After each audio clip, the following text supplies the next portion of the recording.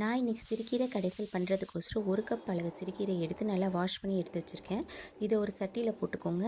எல்லா சிறுகீரையும் இதில் சேர்த்ததுக்கப்புறம் இதில் 1/4 ஸ்பூன் ஜீரகம், 4-5 பல் பூண்டு, கொஞ்சம் மஞ்சத்தூள் போட்டு கொஞ்சம் தண்ணி ஊற்றி இந்த சிறுகீரையை நல்லா வேக வச்சு எடுத்துக்கோங்க.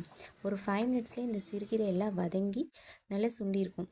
இந்த ஸ்டேஜில் சிறுகீரையை ஆஃப் பண்ணி எடுத்துக்கோங்க. அதுக்கப்புறம் ஒரு 1/4 கப் அளவு துவரம் பருப்பை ஒரு அரை மணி நேரத்துக்கு முன்னாடி ஊற வச்சுருந்தேன்.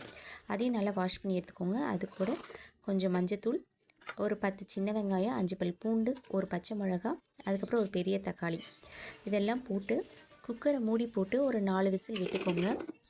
நல்லா பருப்பு ஸ்மாஷ் ஆகிட்டு நல்லா பருப்பு வெந்ததுக்கப்புறம் குக்கரை ஆஃப் பண்ணிக்கலாம். ஒரு 3 விசில் கரெக்டாக இருக்கும் இதுக்கு.